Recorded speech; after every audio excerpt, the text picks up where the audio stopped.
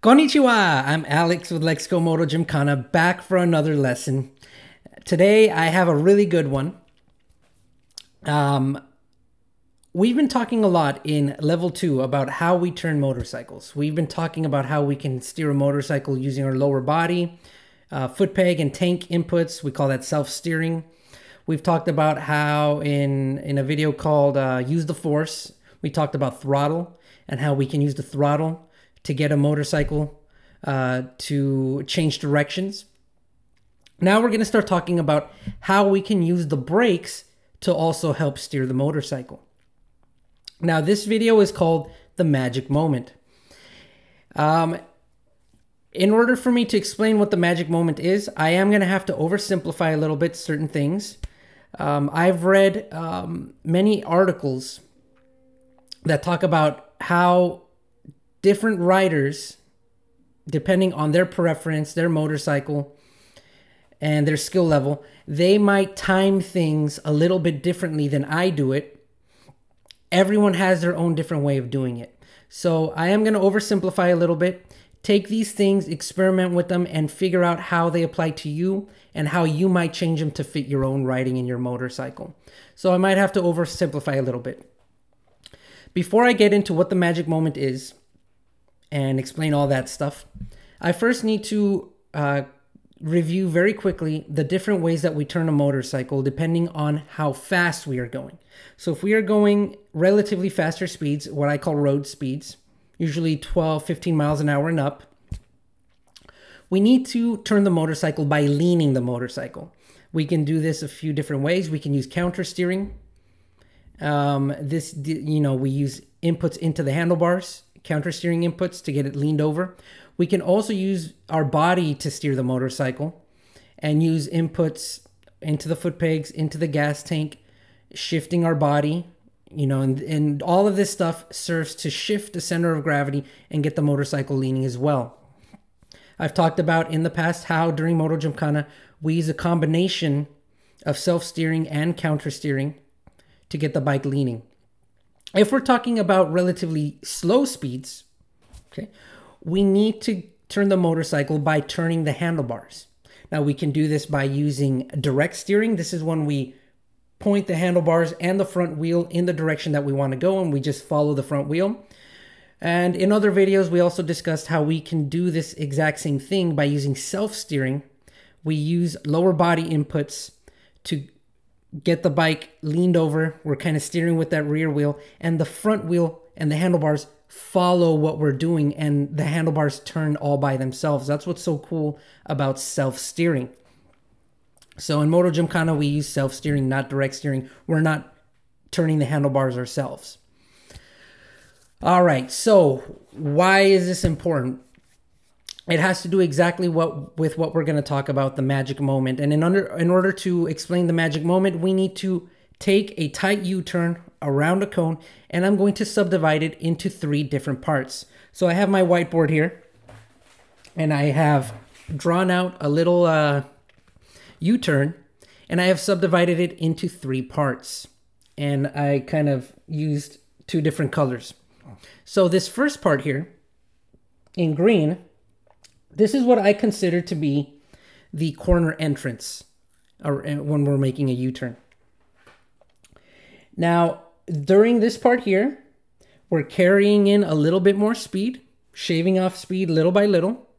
So we are going relatively faster. We need to approach this cone at the corner entrance and lean the motorcycle in order to get it to turn. We're using a little bit of body steering with our lower body, self-steering, to get the bike to lean with a little bit of counter steering. And I'm leaning that bike as I approach the cone. Now I'm going to skip this middle part here in red for right now. And I'm going to skip to the third part in green right here. This is what I consider to be the corner exit. Here the handlebars are turned. Okay, I'm going slower speed than when I'm coming into the turn at the entrance. Okay, so I'm slower, I have the handlebars turned, and I'm following that front wheel around the cone. Which brings me to my middle part, that second part there in red. This is the part that I call the magic moment. And this is basically just the transition point between part 1, the entrance, and part 3, the exit. So there's a quick transition point that I call the magic moment. This is the transition between relatively faster speeds and leaning the bike, and that third part, the slower part, with the handlebars turned. So how does the magic moment work exactly? It is completely dependent on speed, because we are going to be using our self-steering effect to make that magic moment happen. As I'm coming into the corner, the entrance, shaving off speed, once I slow down to a certain speed, depending on the bike, the handlebars are all of a sudden going to turn in all by themselves. I'm not making the handlebars turn. It happens all by itself like magic. That's why I call it the magic moment. And then once those handlebars turn all by themselves, all I have to do now is let my arms kind of follow the handlebars, and I follow that front wheel around the cone, and I exit. The magic moment happens very quickly. You have to relax your arms and allow those handlebars to quickly turn in. You're not forcing the handlebars. Your hands are just kind of gently following and guiding the handlebars, right?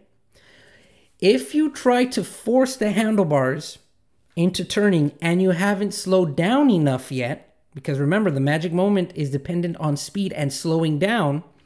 If you try to force the handlebars and you haven't slowed down enough yet, what could happen is you could end up, and this has happened to me, you end up kind of overloading that front suspension, and you get like this weird whip reaction from the front end that could cause you to lose control and crash. So you want to make sure that you're not trying to force the handlebars to turn. Let the self-steering reaction kind of turn those handlebars for you. Let it happen quickly but smoothly, okay? Now, I'm going to recommend that you go watch the pros, watch your favorite riders on YouTube, slow down the playback speed, and watch every time they do a U-turn. You're going to see those 3 parts happen. You're going to see them leaning the bike during the entrance of the corner. You're going to see the magic moment happen very quickly.